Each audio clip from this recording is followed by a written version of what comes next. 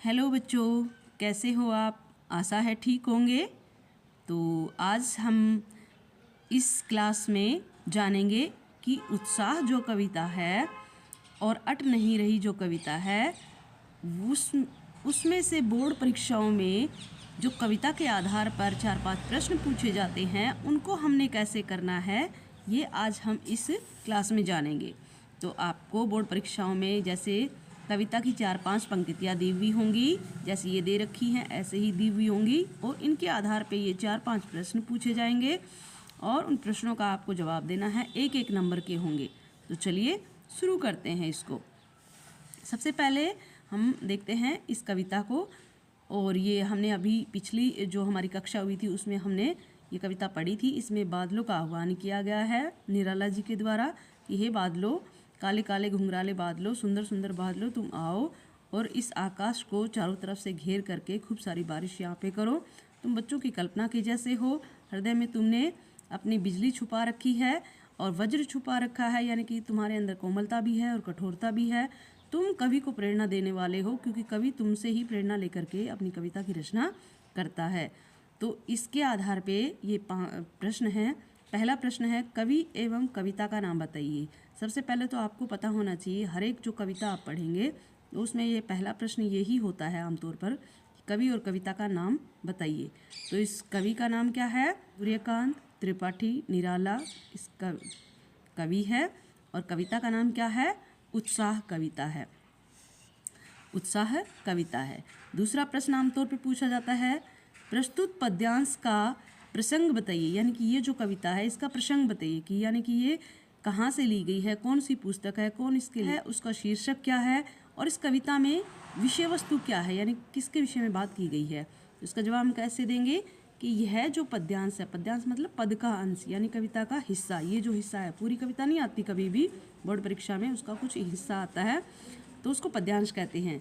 तो यह जो पद्यांश है ये क्षितिज भाग 2 में जो कविता है उत्साह, उससे ली गई है। इसके जो कवि हैं वो निराला हैं और इस कविता में उत्साह और शक्ति के प्रतीक बादल का आह्वान कवि के द्वारा किया गया है और वो कहते हैं कि वे दुखी और पीड़ित लोगों की आकांक्षाओं को पूरा करने वाले हैं बादल, आपने इतना ही लिखना है। उसके बाद अगला प्रश्न देखिए, कवि ने बादल का गरजने के लिए आह्वान क्यों किया है? बादल गरजना क्यों है? क्योंकि वो जो बादल है वो लोगों को नई नई प्रेरणा देता है, अपनी गर्जना के द्वारा लोगों को प्रेरणा देता है कि जब बादल गरजते हैं तो लोग उनसे प्रेरित होकर के कवि नई नई कविताएं रचते हैं और लोगों में एक उत्साह का संचार हो जाता है।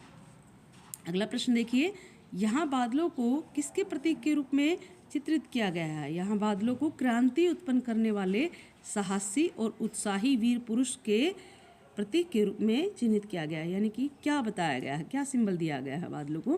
तो साहसी और उत्साही वीर पुरुष के रूप में यहाँ पे उसका प्रतीक के रूप में चित्रित किया गया है। तो ये छोटी सी आपके 4-5 प्रश्न हैं जो एक एक नंबर के हैं बच्चों, और ये प्रश्न बहुत इंपॉर्टेंट है। अगर आप इसमें कुछ गलत कर देते हैं तो नंबर पूरे के पूरे कट जाते हैं, तो ध्यान से करना है।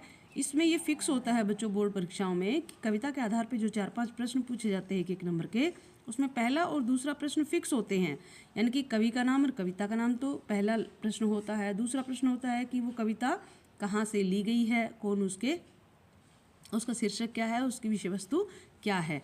ये 2 प्रश्न तो फिक्स होते हैं। उसके बाद नीचे के जो 3 प्रश्न होते हैं वो उन पंक्तियों के आधार पे होते हैं जो परीक्षा में दी हुई होती हैं, उनके आधार पे ही प्रश्न पूछे जाते हैं। तो आपको कविता को बहुत ध्यान से पढ़ना है। अब हम बात करते हैं जो हमारी अगली कविता है, जो अट नहीं रही जो कविता है, उसके आधार पे भी इसी प्रकार के प्रश्न बन रहे हैं। वो कौन कौन से हैं इनको हम देखेंगे। तो पहले इसको समझ लेते हैं। अट नहीं रही यानी कि फाल्गुन महीने की सुंदरता का वर्णन यहाँ पे कवि अपने कर रहा है कि फाल्गुन महीने में जो खुशबू है फूलों की वो चारों तरफ फैल जाती है, हर घर में खुशबू फैल जाती है और ऐसे मौसम में जो पक्षी हैं वो भी आकाश में उड़ने के लिए प्रोत्साहित होते हैं और ऐसे सुंदर दृश्य को देख करके कवि का मन वहाँ से आंखें हटाने को कर ही नहीं रहा है। कवि देख रहा है कि कहीं हरे हरे पत्तों से डाल जो है वो लदी हुई है, कहीं लाल है, कहीं हरी है और कहीं से भीनी भीनी खुशबू आ रही है और वो भीनी भीनी खुशबू कवि के हृदय में समाहित हो गई है और वो उस गंध से हट ही नहीं रही है, उसकी खुशबू उसके हृदय में समा गई है। तो कविता की इन पंक्तियों के आधार पे प्रश्न पूछे जाते हैं। जैसे पहला मैंने बताया आपको, कवि और कविता का नाम बताइए। तो अट नहीं रही कविता, ये कवि कौन है? निराला जी हैं। और कविता का शीर्षक क्या है? अट नहीं रही है। घर घर में क्या भर जाता है और क्यों? घर घर में क्या भर जाता है? फाल्गुन महीने की सुंदरता और शोभा भर जाती है, मस्ती भर जाती है। क्यों भर जाती है? क्योंकि चारों तरफ सुंदर वातावरण हो जाता है, पेड़ पौधों पे नई नई फूल पत्तियां आने लग जाती हैं। अगला जो प्रश्न है वो कौन सा है बच्चों? कि कवि ने किस महीने की सुंदरता का वर्णन किया है? तो आपको पता ही है, फाल्गुन महीने की मास की प्राकृतिक सुंदरता का वर्णन किया है। 12 महीने हैं जो अपने देसी हिसाब से होते हैं। 12 महीने का जो महीना होता है, अप्रैल महीना होता है, फिर वैशाख मई महीना होता है, ज्येष्ठ जून महीना होता है, आषाढ़ जुलाई महीना होता है, श्रावण अगस्त महीना होता है, भाद्रपद सितंबर होता है, अश्विन अक्टूबर होता है, कार्तिक नवंबर होता है, मार्गशीर्ष दिसंबर होता है, पोष जनवरी होता है, माघ फरवरी और फाल्गुन जो महीना है जिसमें न ज़्यादा सर्दी पड़ती है न गर्मी पड़ती है, वो फाल्गुन का महीना होता है। यानी मार्च महीना जो होता है उसको फाल्गुन का महीना कहते हैं, जिसमें पेड़ पौधों पर नई नई कोपलें फूट जाती हैं और चारों तरफ हरियाली छा जाती है। तो यहाँ पर बताया गया है कौन से महीने का वर्णन किया गया है? फाल्गुन मास की प्राकृतिक जो सुंदरता है, प्रकृति में जो परिवर्तन आ जाता है उसकी सुंदरता का वर्णन इस महीने के किया गया है। कौन किसको उड़ने के लिए प्रेरित करता है? तो फाल्गुन मास में जो पक्षियों को उड़ने की फाल्गुन मास जो है वो पक्षियों को उड़ने की प्रेरणा देता है ना। यानी कि फाल्गुन मास के आते ही पक्षी जो हैं वो क्रियाशील हो जाते हैं, उनमें उसमें क्रियाशीलता आ जाती है ना। और मनुष्य के अंदर भी एक ताजगी सी आ जाती है, वो भी क्रियाशील हो जाते हैं। अगला जो प्रश्न है वो क्या है बच्चों?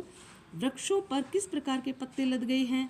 वृक्षों के ऊपर हरे भरे और लाल लाल पत्ते लद गए हैं। तो वीडियो को लाइक और शेयर जरूर करना। इन शब्दों के साथ नमस्कार।